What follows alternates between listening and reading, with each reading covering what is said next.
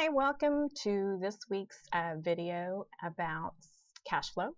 And I wanted to continue from last week and talk about cash flow management and give you some practical ways where you can start managing your cash flow today.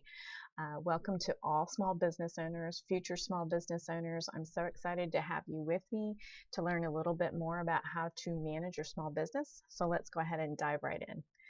Okay. I am Agnes Romer, and I own a small business consulting firm which helps small businesses usually out of crisis.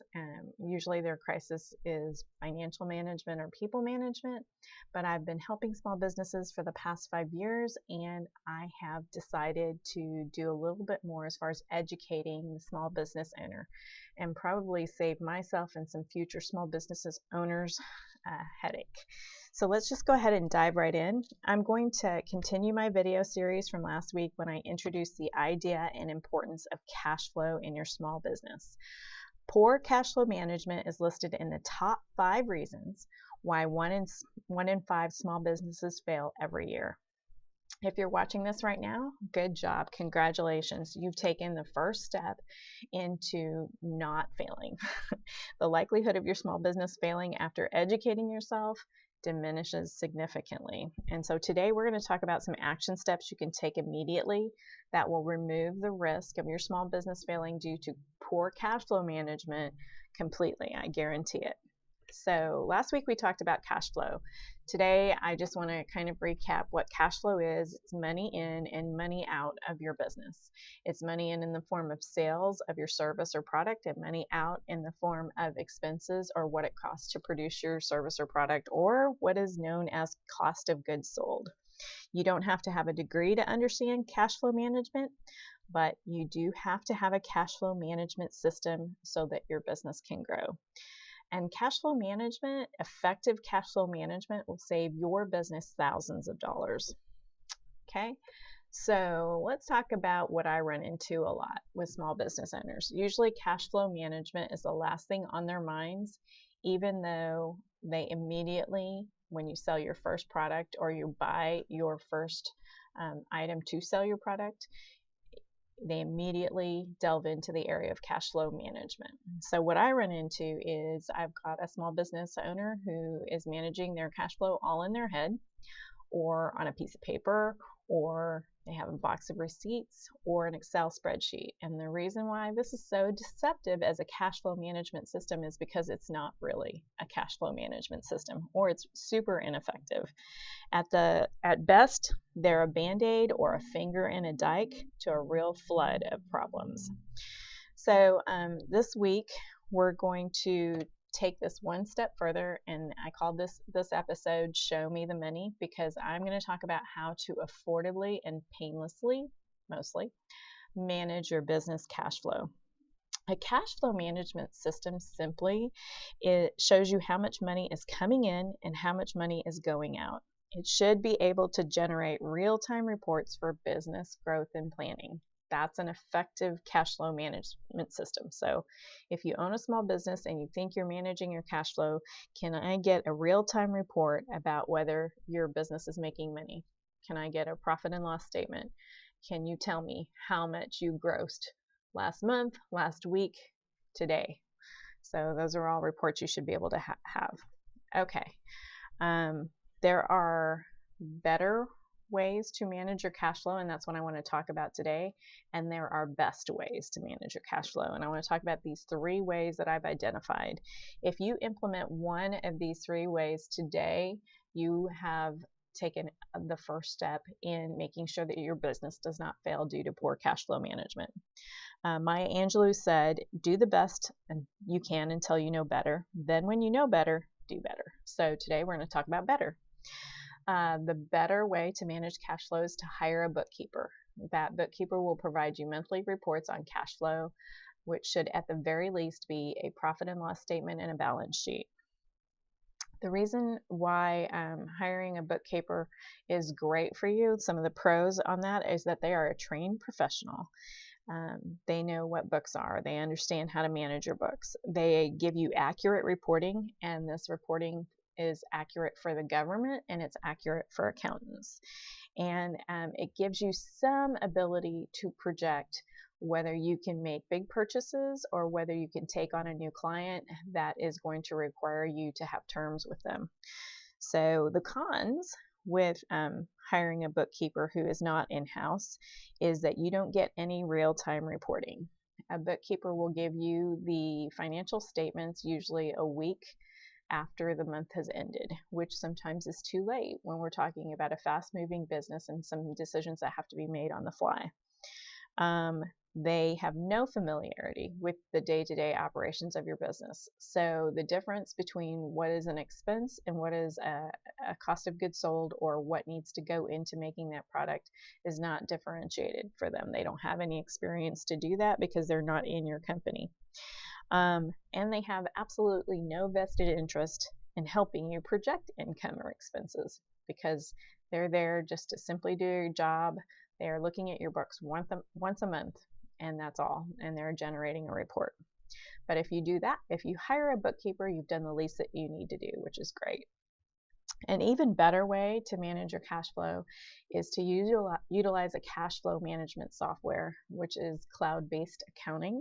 And we'll talk about the different cloud-based accounting softwares out there here as soon as I'm done with the slide, and I'll talk to you about what I recommend. The pros of having cloud-based accounting is that you have in-house bookkeeping, which is ultimately the goal. You should have your bookkeeping happening in-house so that you have the reports readily available. You'll have accurate reporting, you'll have real-time cash flow reports, and you'll have more control over those categories for better reporting. So you'll know what is an expense or overhead, and you'll know what is a cost of goods sold, and that means you can tell whether you are charging the right amount for your product or service. The cons for doing it this way is that if you don't educate yourself as a small business owner and you're going to run this software quickly and thoroughly, this form of accounting can get away from you. If you don't keep up with it, your books can get messed up fast, and it will cost you much more money to fix than if you had done it correctly in the first place. There is a terminology out there called forensic accounting, which means that somebody's books have died due to poor management, and a forensic accountant needs to bring them back to life, recreate the books so that they reflect correctly to the government and to your accountant the right information. So forensic accounting is very expensive, so hopefully you never get yourself into that situation. The best way to manage your cash flow is to hire in-house bookkeeping / office administration.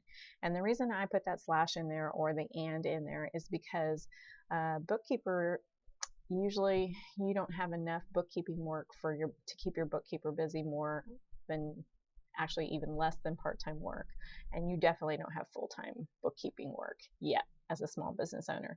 So you want to hire somebody who can do both. You want to hire somebody who can handle your administrative duties and your bookkeeping duties. The pros for this is you get real-time cash flow, real-time projections, real-time reporting, and you have someone who has a vested interest in the company succeeding. So they have a vested interest in doing this accurately because they're on your payroll, and their job security relies on your business staying in business. There aren't any real cons to doing this, because this is where I suggest that you shoot for. This is where you should end up. Number one reason for that is because you as a business owner should not be involved in the administration or bookkeeping part of your business at all. It is a non-revenue producing task, and you are the highest revenue producer in your company, and it's a waste of your time and your money. Okay, let's talk about the top small business accounting software solutions that are out there. I listed these. I just took a picture of the page, but PC Mag did an extensive report. I think they did the top 20. I just did the top 5. And so I'm going to go ahead and include the link for this report. It's excellent information if you're trying to figure out how to buy the most affordable accounting software. And also if you're trying to figure out whether you know enough to actually run this accounting software. So I just want to talk today in contrast to QuickBooks and FreshBooks, because those are what I have the most familiarity with. I personally use QuickBooks. because I come from a bookkeeping background. But FreshBooks is really good software for the startup or the solopreneur business that it's just them and they're offering a service or a product. Mainly because their invoicing program is super user-friendly, more user-friendly than QuickBooks. However, FreshBooks does not use the double entry accounting system, which is what all accountants use and are familiar with. So your report generating in FreshBooks is not going to be as easily read by your accountant or as easily generated, in my opinion. All of these software programs have mobile access, which is excellent, which means you can access your books anywhere and anytime, which is really important, especially if you go out on the job. Okay, let's talk about QuickBooks. I like QuickBooks Online in particular. QuickBooks has a desktop version, which they are slowly moving away from. Many accountants are upset by that, but we're moving to QuickBooks Online because everything is cloud-based. And the reason I like QuickBooks Online is because it's easy to use. Now, having said that, it's a very robust program and it has lots of moving parts to it. And because it's robust, it's also very easy to mess up. So you have to be trained before you use QuickBooks Online. Please don't just dive right in. They offer free training programs. There's lots of YouTube videos out there. You can spend about 30 minutes in training and be able to use most parts of their program. But there are some accounting parts that you need to get more training on, and I'll talk about that in just a second. It will grow with your company. What I like about it, it has in-house payroll abilities, it has job costing abilities, it has tracking inventory abilities, and job costing is super important for every company because it should be how you determine whether you're charging the right amount to your customer so that you can make a profit so that you can live. Okay, it also gives tax time reports for accountants. It's the reporting that accountants can easily read because it's based on accounting principles, and it gives them access to reporting that is familiar to them, which means at tax time it costs you less money if you utilize this program.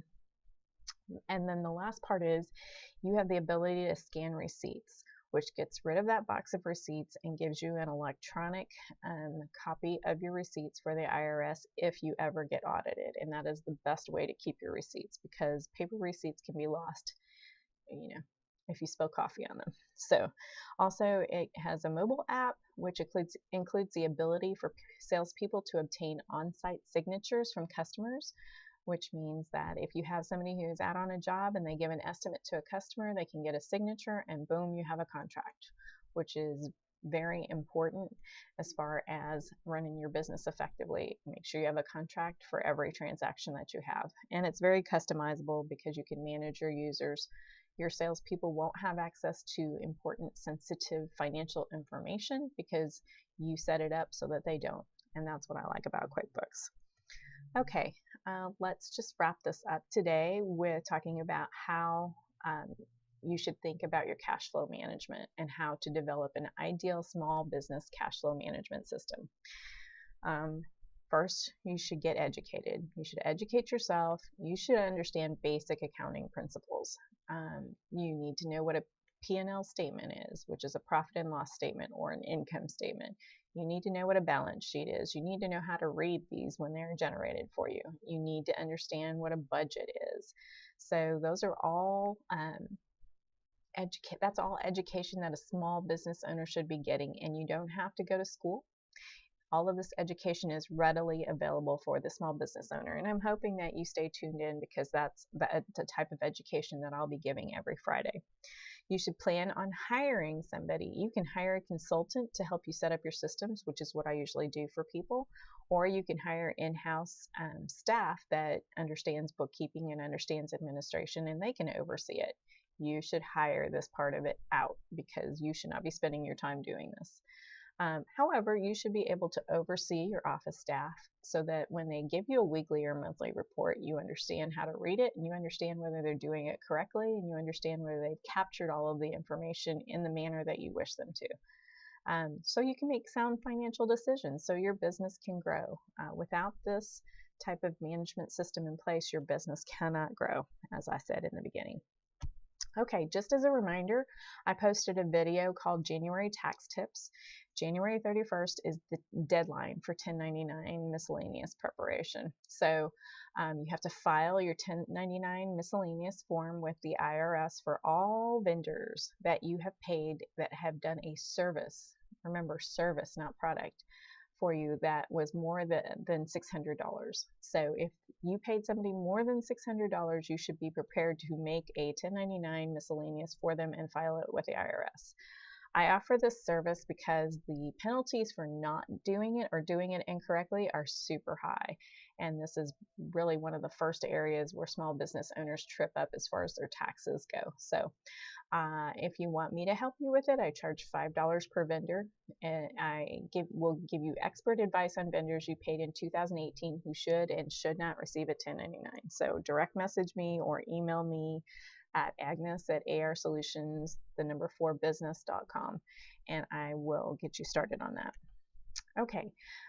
For those of you who have not started your business or have not registered your business with the state or the federal government, I have a webinar, and it's free. And I highly recommend you listen to this webinar because it gives you all of the information that you need to have before you actually fill out the paperwork. I can't tell you how many businesses I've gone into that we've had to start their LLC all over again because they did not register as the right entity to help protect them from risks, legal risks, or tax risks. So please sign up for this webinar if you're getting ready to start your business. Congratulations on starting your new business. This is the perfect time of year for you to do that. So you can click on the link on my Facebook page, or you can click on the link on my website and sign up for the webinar. And finally, stay tuned with me every Friday. I'm going to be posting these short videos which will talk about it's free advice for small business owners, which is great. I'm going to talk about, just like I talked about today, affordable solutions to the common problems that cause small businesses to fail. I'm very passionate about making sure that your small business stays in business, period. I'll give you education about systems for financial management and people management. So stay tuned next week. I'm going to talk a little bit about your personal finances just to wrap up this cash flow management series, because the same principles that work in your small business will work at home as well, and it's really important that you address that. So can't wait to see you next week. Please take a minute to like this video or to comment on this video and let me know if you have any subjects that you would like to hear about. I would love to talk about whatever you would like to hear about and educate you more on what you need to know to run your small business effectively.